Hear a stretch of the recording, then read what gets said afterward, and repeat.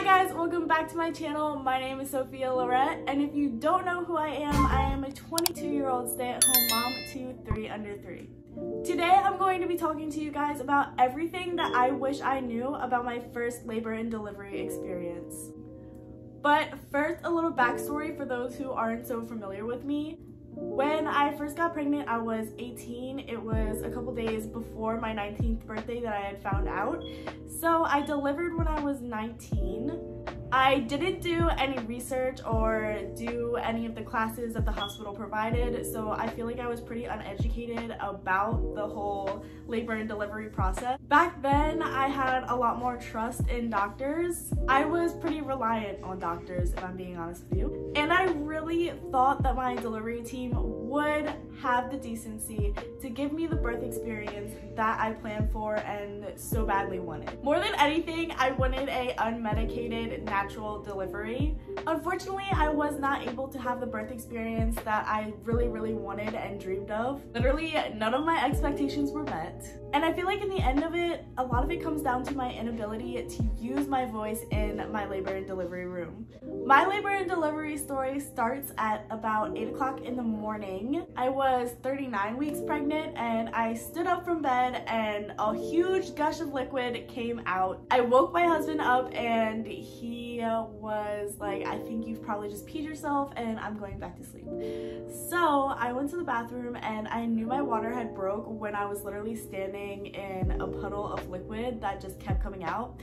So I called my OB and they told me to start making my way to the hospital. I still wasn't having consistent contractions, so I wasn't in a super rush to get to the hospital. So like when we got to the hospital, it was probably like 11-ish. I got checked in, we were hanging out. It was my mom, my mother-in-law, and my husband. We were all just kind of like waiting around. I hadn't really started having like super bad contractions. They were honestly just really starting. They were starting to increase a little bit in pain as time went on, but they still weren't consistent or regular. And the next thing I knew, a nurse came in and said that they were going to administer me Pitocin because I was not contracting regularly and I needed to be. They never asked me if that is what I wanted or even informed me of the risks of getting Pitocin.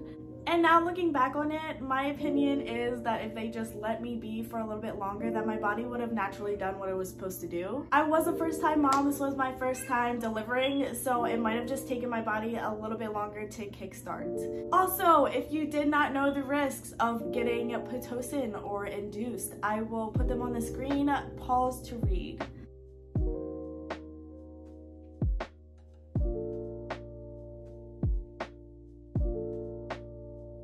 Personally, using Pitocin made me nauseous to the point that I could not relax and I was not able to breathe through my contractions, which I think really contributed to me later on getting the epidural. So because I was so nauseated and I still had not given in to the epidural, I think at this point I was about 4 centimeters, maybe 3. The nurse came in and offered me a pill to help my nausea. I am not sure what it was, but it made me really sleepy, but she never informed me that it was going to make me sleepy. At this point in my life, I had a lot of trust in modern medicine and I felt that Big Pharma had what was best in mind. And so I just took it without considering the effects or side effects or negative effects. So I just took it. Anything to help with the horrible contractions that I was having brought on by this Pitocin.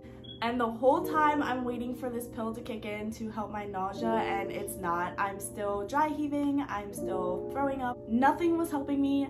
So I'm just like feeling defeated. I am in a lot of pain. This is not going the way that I wanted it to go. And this nurse, as soon as I walked in the delivery room and said that I wanted to deliver without an epidural, she laughed at me. And as soon as I was in so much pain and the pill wasn't working, she was just in my ear asking me if I wanted an epidural, telling me that I needed an epidural. It was going to take all my pain away. It was going to be so much better. Literally every time she came in, she was like, everybody asks for it. Everybody does it. You should do it. It's gonna be so much better. And at this point, I was only 5 centimeters and I was feeling so defeated and so powerless and just really upset about how things were progressing and how things were going. So scared little 19-year-old me said, give me that epidural because I need it. So they gave me the epidural, but they failed yet again to inform me of the side effects. If you did not know the risks and side effects to getting the epidural, I will put them on the screen, pause to read.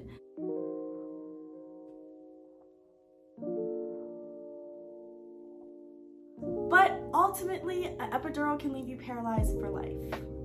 I mean, they're putting like a needle like this big, like in your back. You know what I'm saying? Like dangerous, which, not to knock you if an epidural is your choice, but I wish they informed me. Informed consent is number one on my list. That's very important to me. The actual delivery part was super smooth. I think I only pushed like 3 times and he was out. It was everything leading up to that was super traumatic for me. I feel like they really let me down and they weren't concerned with the birth plan and they weren't concerned with helping me see it out and helping me have a good whole birth experience. Truth is, I've learned a lot from labor and delivery. I've been in there 3 years in a row. And the biggest thing that I've learned is the doctors in the labor and delivery room really don't care about seeing your birth plan out. Sorry about the background noise. My husband and kids are playing in the playroom so I can film, so.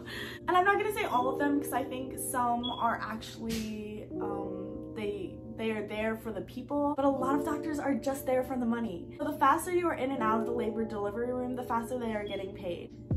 And to be honest, I feel like that's why they most likely pushed Pitocin and the epidural on me so hard. They wanted to see me progress faster and get me out on their shift.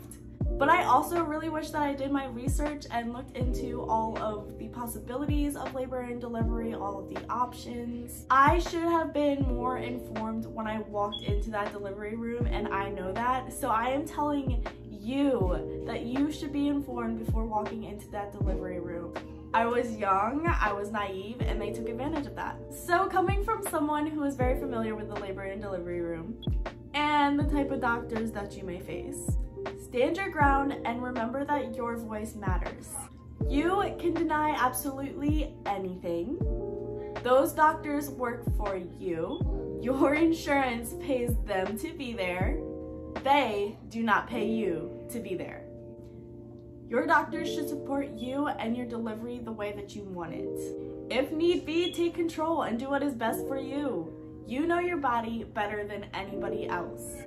Not to say that if something life-threatening is happening that you should not, consider what your doctor is saying. I feel like consulting a doctor is always great, but you are also able to make that informed decision for yourself because it is your body. And also know, if you want an unmedicated birth, I don't want to scare you, but contractions hurt like hell. It's just a fact. It states it right in the Bible. Thanks, Eve. But just know that your body is biologically made to do this. You are capable of doing so much more than you can imagine. As a woman, your body is so powerful. Let your body amaze you. There are so many other things that I wish I knew before I walked into the labor and delivery room for the first time.